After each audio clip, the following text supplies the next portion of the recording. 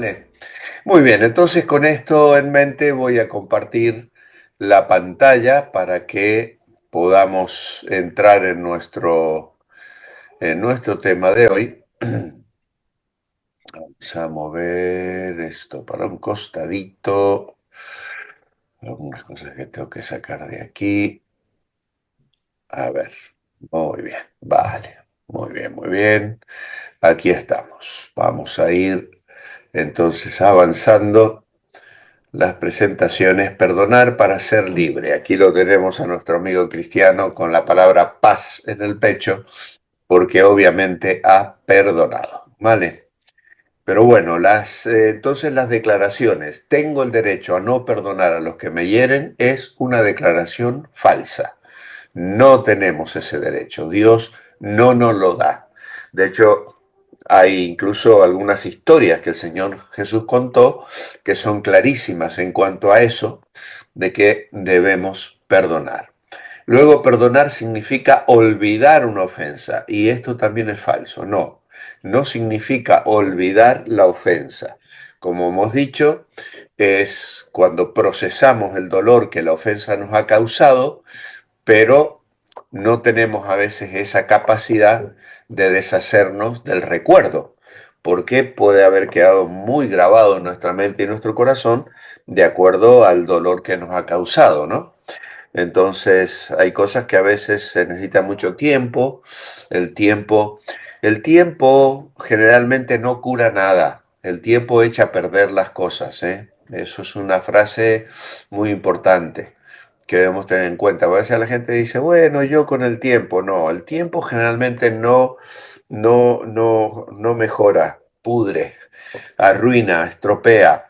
Pero es cierto que una vez que hemos perdonado y hacemos ese ejercicio de manifestar el perdón, a medida que pasa el tiempo, vamos asumiendo incluso las consecuencias de la ofensa, porque a veces la ofensa que nos han causado tiene consecuencias en nuestra vida y nosotros tenemos que decidir vivir con esas consecuencias, aceptar esas consecuencias.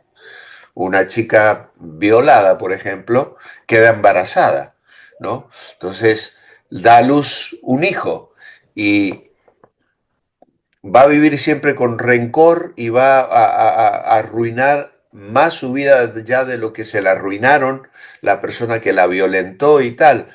Pues esa persona tiene que aprender a vivir con las consecuencias de esa situación y de esa herida y de esa ofensa y de que realmente fue abusada de una manera violenta, injusta, no consentida.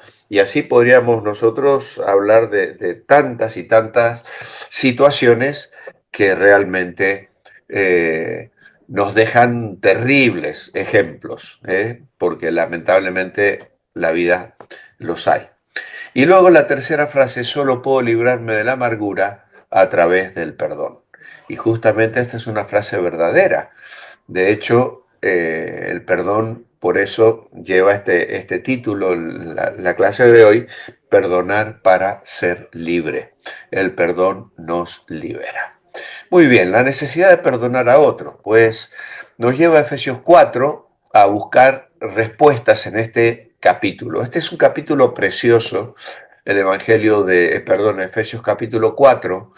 Alguna vez he tenido que predicar sobre él y le llamé eh, Arrancando malas hierbas. Fue un título interesante para este capítulo, porque Pablo va a hablar aquí de muchas cosas que el creyente tiene que quitar de su vida. En este caso, primeramente les exhortó a vivir en humildad. Efesios capítulo 4 y el versículo 2 dice, con toda humildad y mansedumbre, soportándoos con paciencia los unos a los otros en amor.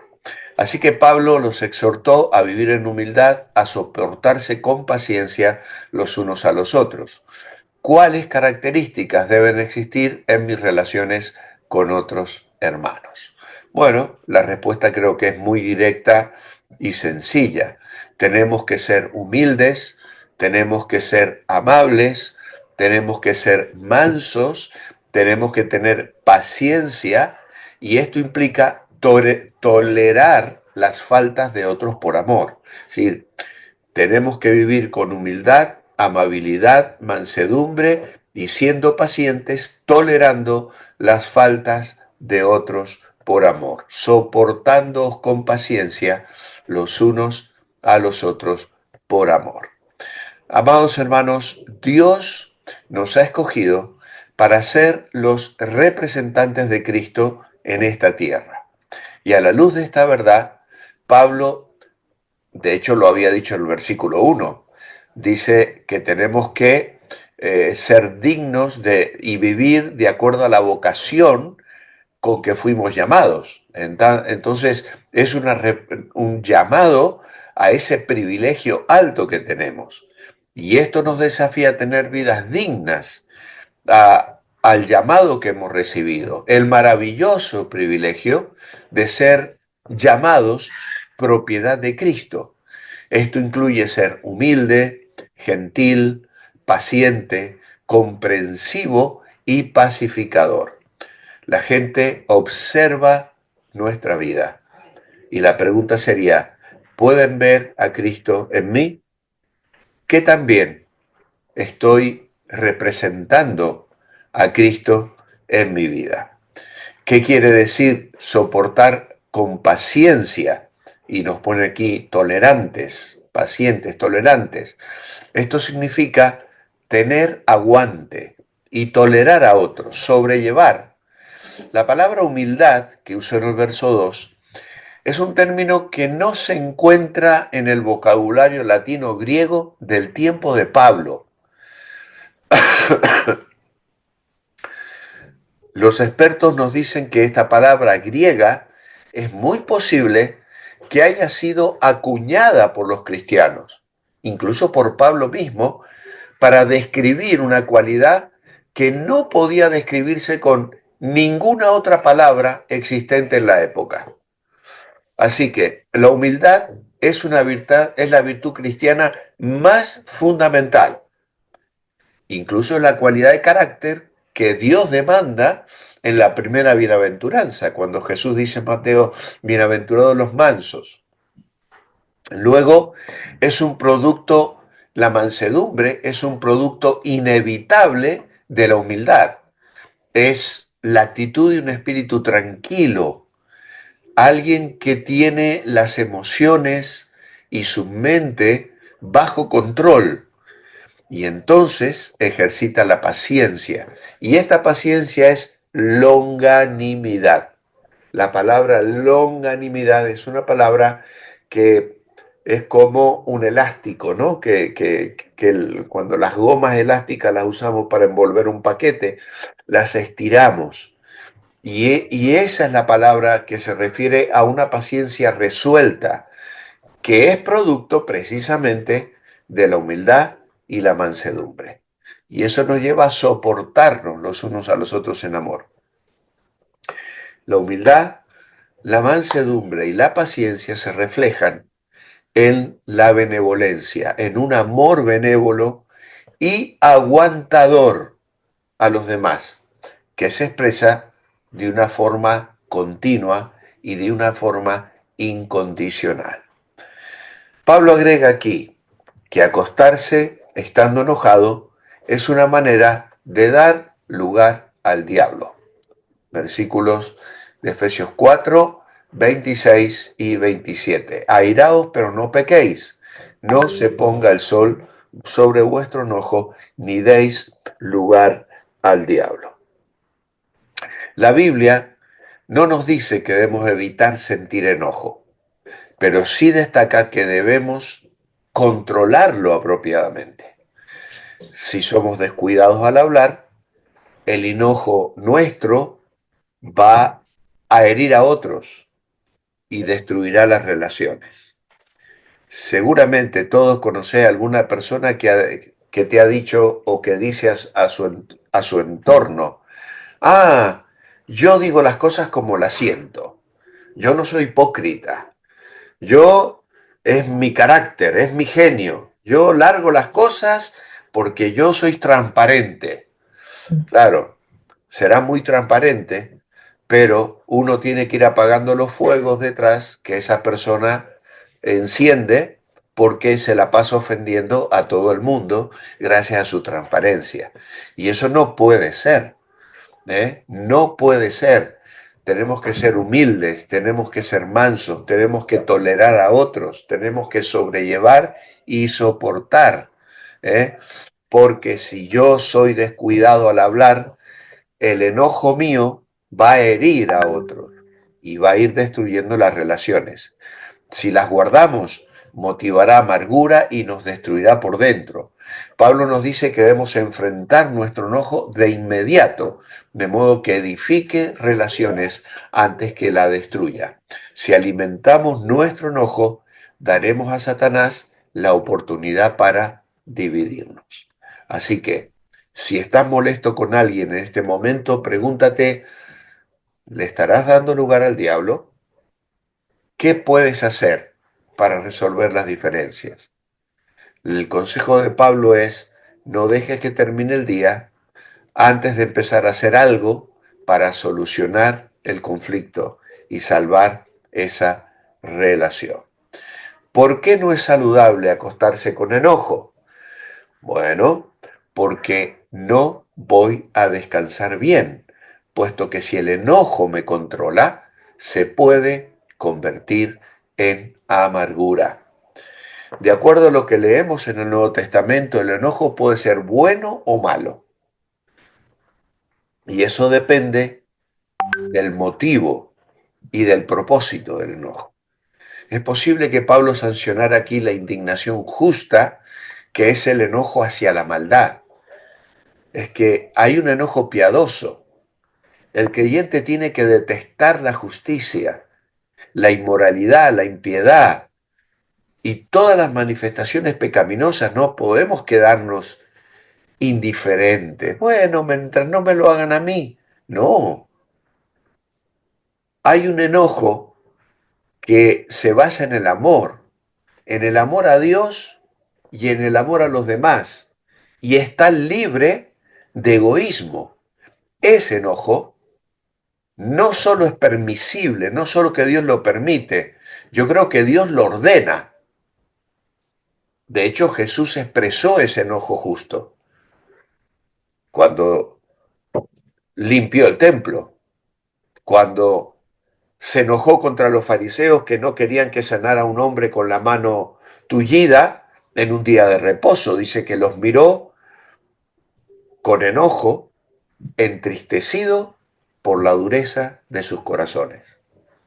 Por lo tanto, hay un enojo que es positivo y que debe estar presente en mi vida. Aún en el ojo justo, ojo, puede convertirse en amargura. Por eso debería dejarse a un lado al final del día. Si se prolonga el enojo puede volverme hostil y puede transgredir las instrucciones que luego da Pablo, como luego lo vamos a mirar en Romanos 12, donde dice que la venganza no es nuestra, es del Señor. Hay otro pasaje donde Pablo habla de la necesidad de perdonar a otros para que Satanás no gane ventaja alguna sobre vosotros. Es un texto de 2 Corintios capítulo 2, versículos 10 al 11, donde él precisamente extiende el perdón a alguien que le había ofendido en el contexto de los corintios y dice, le he perdonado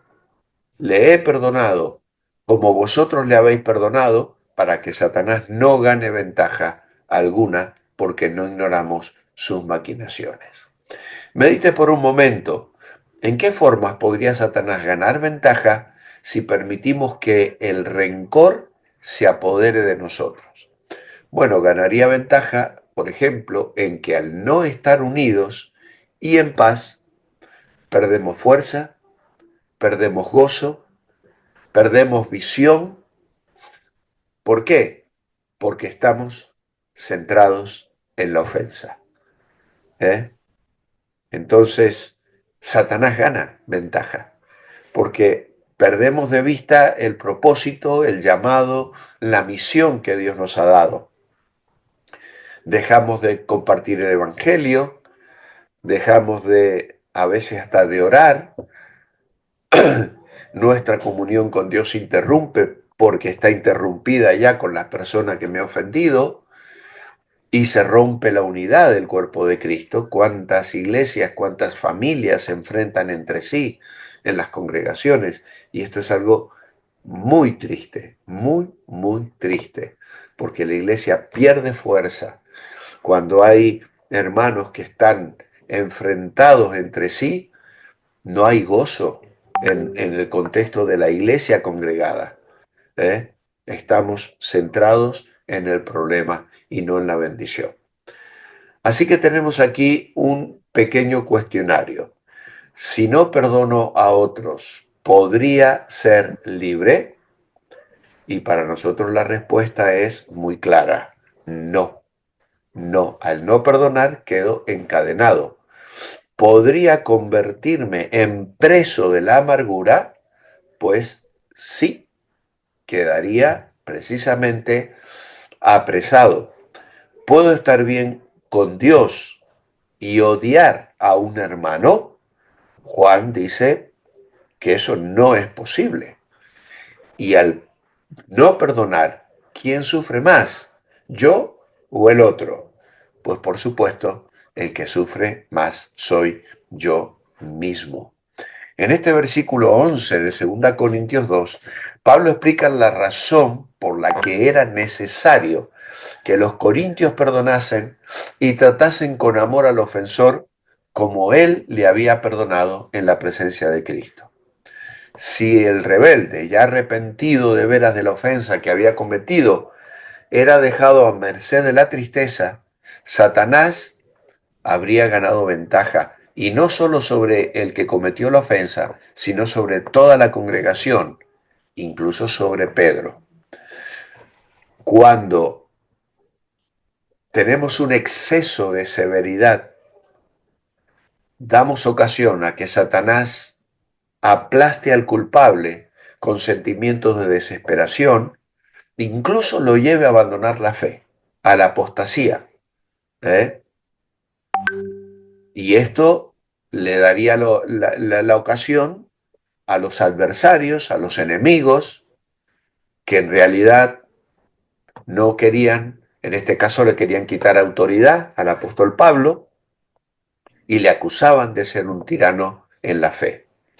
Pero él no lo era, él era un hombre, un pastor que amaba.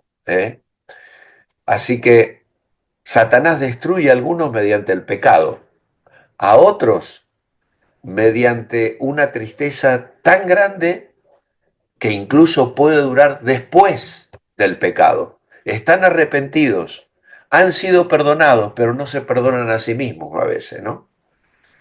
Y entonces Satanás nos vence con nuestras propias armas. Por lo tanto, hay una maquinación muy astuta de parte del enemigo que sabe cómo usar sus recursos, sus maquinaciones o intenciones o los frutos de un pensamiento bien calculado, que son las estrategias de Satanás para hacernos prisioneros del pecado o de la amargura que viene detrás del pecado, incluso habiendo habido arrepentimiento. Por eso a veces se hace tanto daño cuando las disciplinas en la iglesia se utilizan de una manera incorrecta, desmesurada. Prisioneros de la amargura. Hay muchos cristianos que rechazan el mandato bíblico de perdonar a otros, prefiriendo guardar el rencor contra los que le han herido. Así que prefieren la venganza al perdón. Y esta es una frase que a veces oímos: jamás lo perdonaré por lo que me hizo. O, ¿cómo lo voy a perdonar así de fácil? Quiero verlo sufrir. O sea, lo que estas personas no entienden es que ellas mismas son las que sufren más. Al rehusar perdonar a otros se convierten en personas amargadas, no son libres, sino esclavos del odio y la búsqueda de venganza. No pueden estar en pie, en paz, y su amargura afecta sus relaciones con otros y con Dios. No importa si la otra persona no merece el perdón. Es un mandato bíblico perdonar. Solo así puede uno vivir libre. Y en este sentido, amados hermanos, yo leía alguna vez en uno de mis tantos comentarios y libros que leo sobre vida cristiana, que un sobreviviente del Holocausto, cuando estaba bajando del avión que le traía de Europa a América, a uno de los países americanos donde él iba a vivir, era un judío, al bajar del avión, él a sí mismo se dijo: tuve que perdonar a Hitler para no traer a Hitler dentro de mí. Fijaos el pensamiento, ¿no? Tuve que perdonar a Hitler para no traer a Hitler dentro de mí. Y amados hermanos, es una frase muy, muy sabia, porque cuando nosotros estamos rumiando el dolor, la amargura, la ofensa y no perdonamos, la persona vive dentro de nosotros, ¿eh? Y nos quedamos sometidos a las consecuencias y al dolor del daño que nos han causado.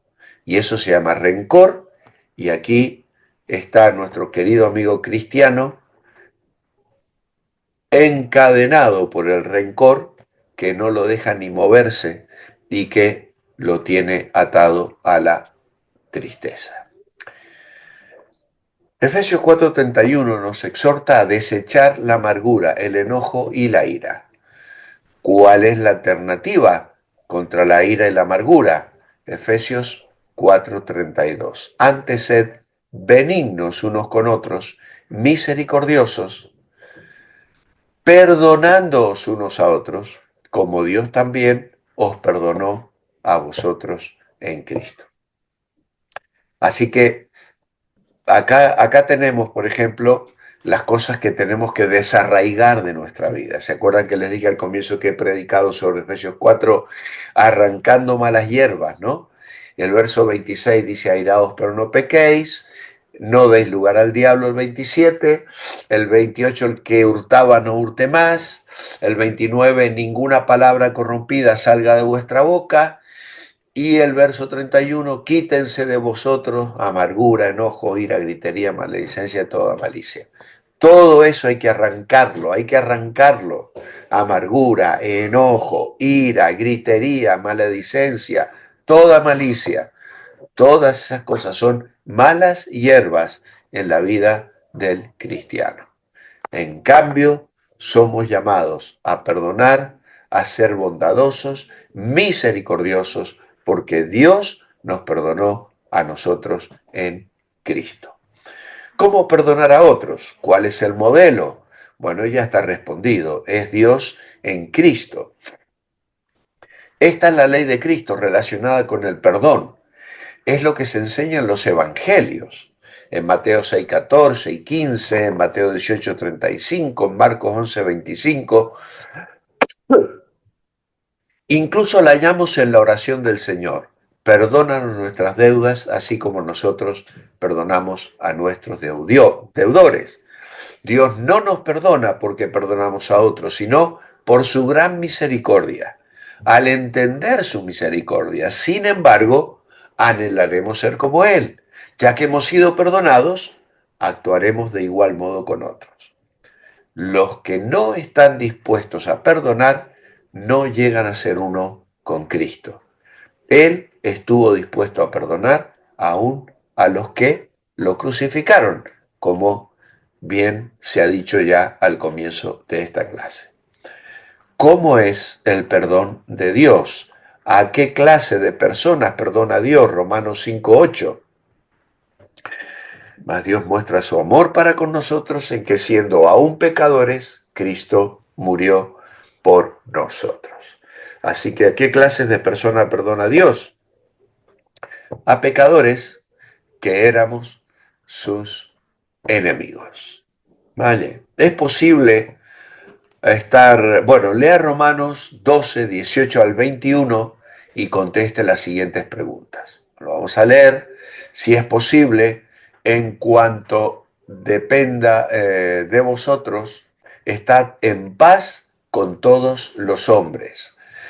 No os vengáis vosotros mismos, amado mío, sino dejad lugar a la ira de Dios, porque escrito está, mía es la venganza, yo pagaré, dice el Señor. Así que si tu hermano tuviere hambre, dale de comer, si tuviere sed, dale de beber, pues haciendo esto, ascuas de fuego amontonará sobre su cabeza. No seas vencido de lo malo, sino vence con el bien el mal. Bueno, la primera pregunta ¿es posible estar en paz con todos? Bueno, el verso 18 nos dice, en cuanto dependa de vosotros, si es posible. Así que la respuesta que tenemos que dar es que no siempre es posible estar en paz con todos, hermanos, ¿eh? No siempre. Hay personas que van a continuar atacándonos, intentando hacernos daño, y no hay manera de poder dialogar ni establecer un tratado de paz con ellos. No es posible. ¿Por qué? Bueno, porque no siempre depende de nosotros, depende de los demás. Aunque no puedo obligar a todos a buscar la paz conmigo, sí puedo estar en paz con ellos. Es decir, puedo hacer mi parte, la cual es perdonar a los que me ofenden y ofrecer disculpas a los que he ofendido, que va a ser el tema de la clase siguiente, perdóname. Ahora estamos hablando de perdonar. Aunque debemos hacer todo lo posible para estar en paz con todos, no siempre será así, porque también depende de las actitudes y las reacciones que las otras personas puedan tener. Y eso no lo podemos controlar nosotros. Según el verso 19, ¿por qué no debemos buscar la venganza? ¿Por qué? Porque debemos dejar lugar a la ira de Dios. Para dejar a Dios ejercer justicia. Él dice, mía es la venganza, yo pagaré, dice el Señor. Así que tenemos esa confianza. ¿Escaparán sin castigo los que hacen daño a otros? Claro que no. ¿Arreglará cuentas Dios con ellos algún día? Sí, sí que lo hará. Ahora, esta no es la teología de los amigos de Job.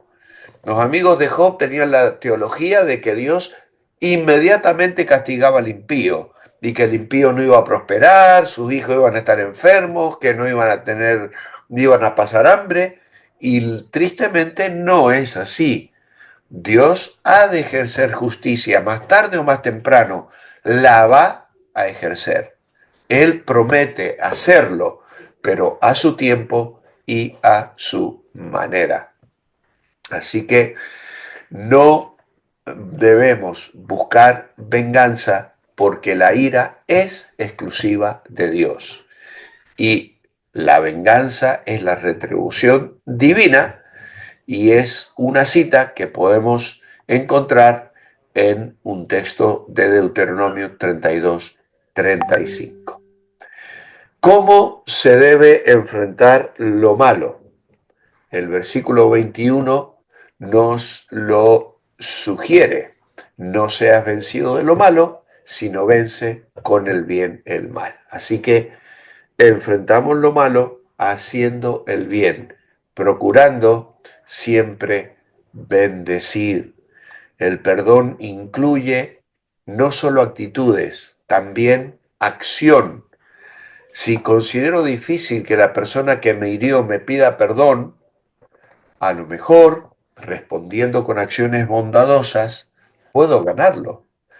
A lo mejor, si es apropiado, dígale que me agradaría, o dile que te agradaría mejorar la relación. Suple su necesidad, bríndale ayuda, envíale un regalo, sonríele. Muchas veces descubrirás que las buenas acciones conducen a sentimientos sinceros. ¿Cómo puedo vencer lo malo con el bien? Pues el verso 20 dice, ascuas de fuego amontonarás sobre su cabeza. Bien, el verso 20 dice, si tuviere hambre, dale de comer, si tuviere sed, dale de beber. Y esto es buscando formas de suplir necesidades. Estas ascuas de fuego se refieren al hecho de que al tratar bien a un enemigo, le haré sentir avergonzado. Hay un comentarista que dice que esto de ascuas de fuego amontonadas sobre la cabeza era una costumbre egipcia antigua en la que una persona que quisiera mostrar contrición pública colocaba un sartén con carbones encendidos sobre su cabeza. Y esto representaba un dolor calcinante de su vergüenza y culpa. Si los creyentes ayudan con amor a sus enemigos, esto les producirá vergüenza. ¿Por qué? Porque nos odian, porque son hostiles, porque nos tratan descomedidamente y entonces, pues precisamente esto es como si estas ascuas de fuego estuviesen en esa olla encendida de carbones sobre la cabeza de cada uno. Hay límites al perdón. Bueno, el Señor lo habló cuando Pedro se acercó y le dijo, Señor, ¿cuántas veces perdonaré a mi hermano que pegue contra mí? Hasta 7. Jesús le dijo, no te digo hasta 7, sino hasta 70 veces 7. Así que la idea ahí era que todas las veces que pida perdón sinceramente. Los rabinos enseñaban que debían perdonar 3 veces a un ofensor. Pedro, procurando ser generoso, preguntó si era suficiente perdonar 7 veces, que es el número perfecto. Pero Jesús le contestó 70 veces 7. Y con esto daba a entender que no debiéramos ni siquiera llevar la cuenta de las veces que perdonamos a alguien. Debiéramos perdonar siempre a los que se arrepienten de verdad. No importa las veces, pero si yo veo que la persona está reconociendo, pues tengo que tener la actitud de perdonar. Según Jesús, hay ocasiones cuando es imposible o cuando no es necesario perdonar, pues entendemos que no la hay. Así que hermanos, tenemos ahora aquí algunos pasos para perdonar a otros y el manual nos dice que primero debemos admitir nuestro resentimiento y amargura. Si rehúsas reconocer esas emociones fuertes, será más difícil resolverlas por medio del perdón. Vas a quedar hundido en resentimiento y lástima propia. Tal vez crees que no merecen el perdón, pero tú tampoco merecías que Cristo muriera por tus pecados. Además, debes recordar que ellos también son víctimas del enemigo de Satanás. Decida perdonar al otro, aunque sus emociones le digan no lo perdone, decida soltar el rencor que guarda, decida perdonar, aun cuando no quiera. La decisión es suya si quiere librarse de su pasado. Ore a Dios, nombrando las personas que quiere perdonar y sus ofensas. Decida no seguir recriminando a la persona por lo que hizo. Deje de sacar los trapos sucios al sol. Recuerde que perdonarlo es lo mismo que olvidar. ¿Vale? Tenemos que diferenciar. No podemos borrar de nuestra memoria una ofensa al instante. Con el paso del tiempo, a mí me pasa, yo me olvido. Después de años me olvido de ciertas cosas que me han pasado, de personas que me han ofendido, y a veces en conversaciones con mis hijos o con otras personas vuelven a surgir los recuerdos y yo me sorprendo, no me acordaba que me había pasado esto con esta persona. Pero en su momento hubo una herida, hubo un dolor, hubo una ofensa. Ahora, cuando hemos perdonado, pues es más fácil que la memoria funcione de una manera positiva. Ahora, después de perdonar, cuando viene a la mente la ofensa, diga, ya lo perdoné, rehúso seguir meditando en la ofensa. Y luego el punto 7, deje a la otra persona en manos de Dios. Aunque ella no se arrepienta, al menos usted ya se liberó. Usted es responsable de perdonar, no de servir como el Espíritu Santo en la vida de otros.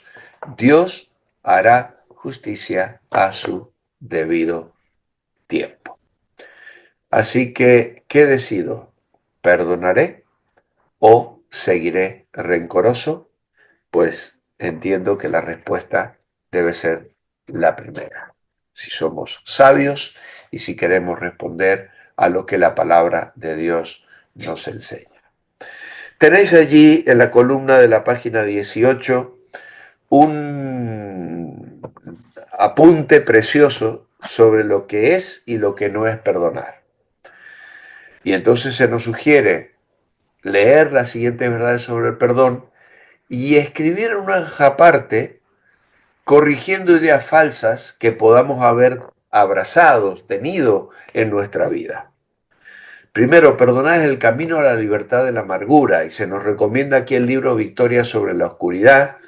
Es un libro ya escrito hace 40 años de Neil Anderson que menciona 4 cosas en cuanto a perdón y que están mencionadas aquí, así que no hace falta que compres el libro. Él dice, no significa olvidar la ofensa. Ojalá que fuera tan sencillo borrar de nuestra memoria el pasado. Después de perdonar se requiere tiempo para que los recuerdos desaparezcan. Luego dice, no significa permitir que nos sigan manipulando o ofendiendo. En amor hay que controlar al que ofende. Podemos decir que le hemos perdonado, pero que no seguiremos tolerando abusos. Hay que poner límites. Tampoco la idea de poner la otra mejilla significa que yo voy a estar dejándome pisotear y y que el abuso sea repetido, ¿vale?